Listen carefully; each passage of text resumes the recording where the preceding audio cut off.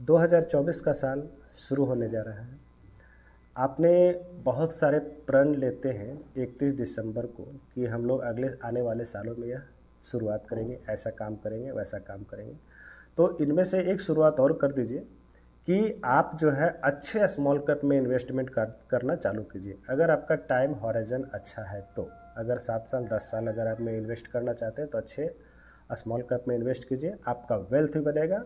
और उसमें जो है आप एसआईपी के जरिए इन्वेस्टमेंट कीजिए, तो वहाँ पर जो है आपका जो है सिस्टमेटिक रूप से चलते जाएगा और आपको किसी तरह कोई दिक्कत भी नहीं होगी और आपका डिसिप्लिन सबसे ज़्यादा बना रहेगा। एक मुश्त पैसा है वो भी डाल दीजिए, एसआईपी और लमसम दोनों इन्वेस्टमेंट के जरिए आप इसमें इन्वेस्ट कर सकते हैं। तो देखते हैं 2024 में कौन कौन से फंड जो है वह अच्छे करेंगे। सबसे पहले इम्पोर्टेंट बात जो आपको ध्यान में रखना होगा कि जब आप स्मॉल कैप में इन्वेस्ट करते हैं, स्मॉल कैप म्यूचुअल फंड में आप परचेज करते हैं, तो कम से कम टाइम हॉरिजन 7 साल से ज़्यादा रखिएगा। इस बात का आप ध्यान में रखिए, क्योंकि हो सकता है कि शॉर्ट पीरियड मतलब स्मॉल कैप के लिए 5 साल से नीचे होता है। अगर उस पीरियड में आप इन्वेस्ट कर रहे हैं तो हो सकता है मार्केट अप एंड डाउन होने के कारण आपका इन्वेस्टमेंट नीचे भी आ जाए। दूसरा, एक बात और ख्याल रखिए, वन टाइम इन्वेस्टमेंट तो ज़रूर कीजिए जब मार्केट डिक्लाइन होता है, मार्केट नीचे गिरता है। उसके बाद एसआईपी इन्वेस्टमेंट आप उसमें कंटिन्यू ज़रूर कीजिए।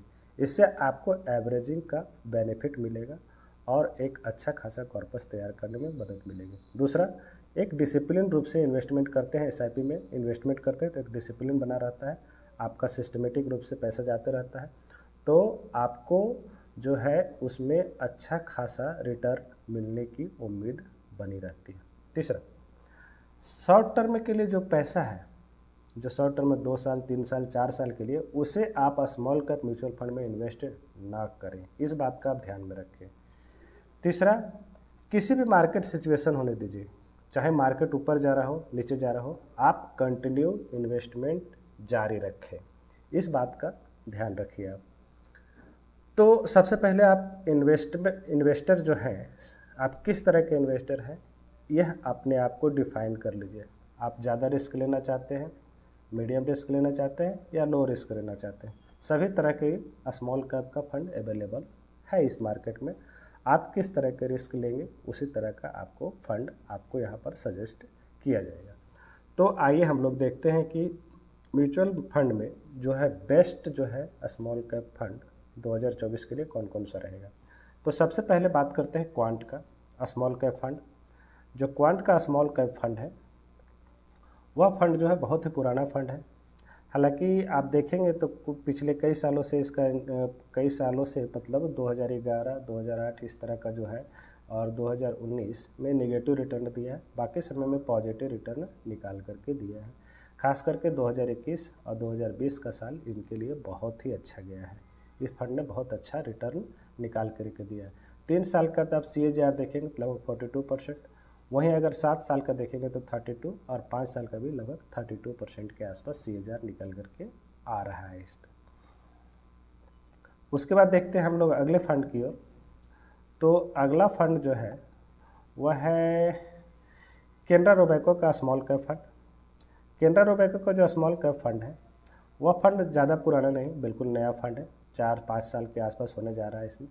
तो इन्होंने अभी तक जो है एक भी साल जो है नेगेटिव रिटर्न नहीं दिया, हमेशा पॉजिटिव रिटर्न दिया। जहां 2020 में लगभग 41% का रिटर्न, 2021 में 69%, 2022 में 5% और 2023 अभी कंटिन्यू है।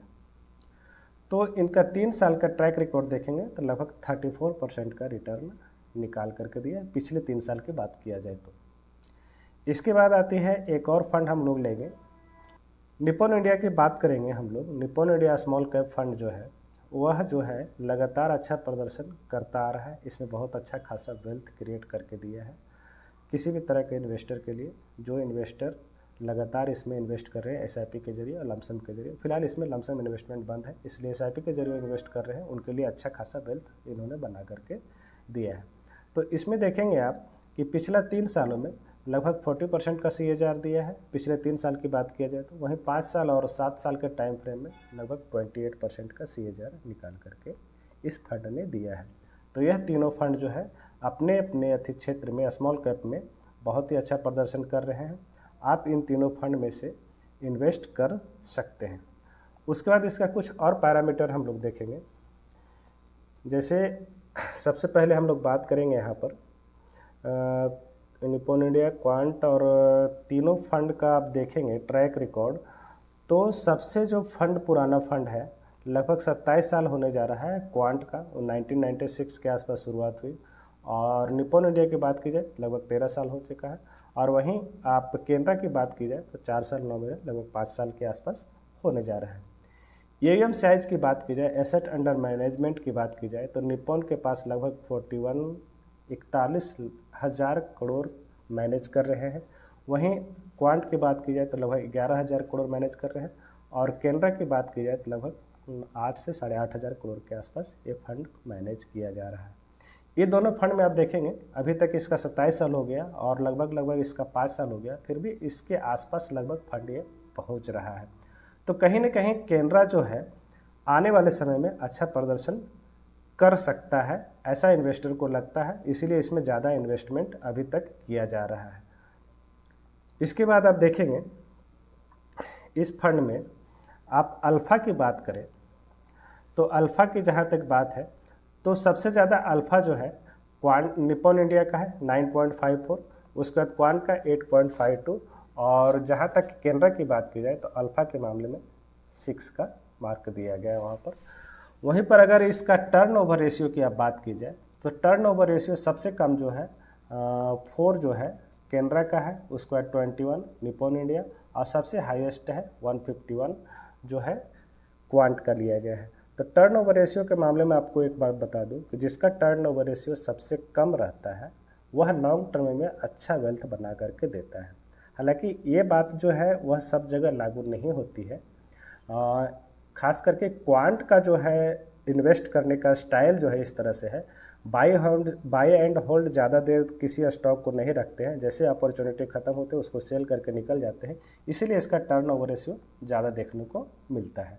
हालांकि इसी कारण से अभी फ़िलहाल पिछले कुछ सालों से 2 या 3 सालों से रिटर्न अच्छा बना करके दे रहे हैं। तो क्वांट का जो है उन इन्वेस्टर के लिए अच्छा है जो कि हाई रिस्क लेना चाहते हैं, उनके लिए यह बेटर फंड हो सकता है। आप देखेंगे स्टैंडर्ड डिविएशन की बात की जाए, मार्केट के उतार चढ़ाव में यह फंड कितना ऊपर नीचे होता है यह दर्शाता है। तो स्टैंडर्ड डिविएशन जितना कम होगा उसमें उतना ही कम उतार चढ़ाव होता है। इस मामले में देखेंगे क्वांट सबसे ज़्यादा है, इसमें ज़्यादा उतार चढ़ाव रहता है, इस बात को आप ध्यान में रखिएगा। बीटा जिसका सबसे कम होगा बीटा वह फंड ज़्यादा अच्छा माना जाता है। इस मामले में भी केनरा का लगभग 0.8% है जो कि कम है। यहाँ पर क्वांट की बात की जाए तो लगभग 1 है, बराबर है, एज इट इज़ है, लेकिन फिर भी दूसरे की अपेक्षा केनरा का फंड यहाँ पर ज़्यादा बेटर है। तो आप अगर नए इन्वेस्टर हैं और कुछ नया फंड देखना चाह रहे हैं तो आप केनरा में इन्वेस्ट कर सकते हैं। उसके बाद हम लोग बात करेंगे कि इन तीनों फंड जो हो गया सब कुछ सही है, तो फिर हम लोग अब जो है कंक्लूजन पर आते हैं कि अगर आपका निवेश करने का नज़रिया जो है हाई रिस्क है, अगर हाई रिस्क लेना चाहते हैं तो आपके लिए क्वांट बेटर रहेगा। अगर ज़्यादा रिस्क लेना चाहते हैं तो आपको ज़्यादा रिटर्न मिलने की उम्मीद रहेगी, इसलिए आप क्वांट में इन्वेस्ट कर सकते हैं। अगर मीडियम रिस्क लेना चाहते हैं तो आप केनरा रोबेको में चले जाइए, वहाँ पर फंड स्टेबिलिटी के अनुसार से रिटर्न मिलता है। उसके बाद अगर लो रिस्क की बात की जाए तो निप्पॉन इंडिया का स्मॉल कैप में जो है कम रिस्क में अच्छा बना करके दे रहा है रिटर्न, आप उसमें देख सकते हैं। यहाँ पर एक चीज़ और मैं बता दूँ कि इन तीनों फंड में से जो है ये केनरा का जो है स्मॉल कैप फंड जो है अभी तक का एवरेज रिटर्न के मामले में अगर देखा जाए तो जब से यह फंड चालू हुआ है रिटर्न सिंस इंसर्शन में अगर बात की जाए तो आप निप्पॉन की बात करेंगे तो लगभग 21% का रिटर्न निकाल करके दिया है। क्वांट की बात की जाए तो लगभग 12.72, वहीं पर केनरा की बात की जाए तो 27.01% का रिटर्न निकाल करके दिया है। इस पॉइंट को ध्यान में रखिए, आने वाले समय में केनरा का प्रदर्शन अच्छा रहने की उम्मीद है। तो आप अगर स्मॉल कैप में इन्वेस्ट करने का सोच रहे हैं, इन्वेस्ट करने का 2024 में मन बना चुके हैं, तो इन तीनों फंड को आप देख सकते हैं। आप अपने रिस्क लेने की क्षमता के आधार पर इन्वेस्ट ज़रूर कीजिएगा इन तीनों फंड में। तो ठीक है, आज की वीडियो के लिए इतना ही। वीडियो देखने के लिए बहुत बहुत धन्यवाद। वीडियो को लाइक और सब्सक्राइब जरूर कीजिए।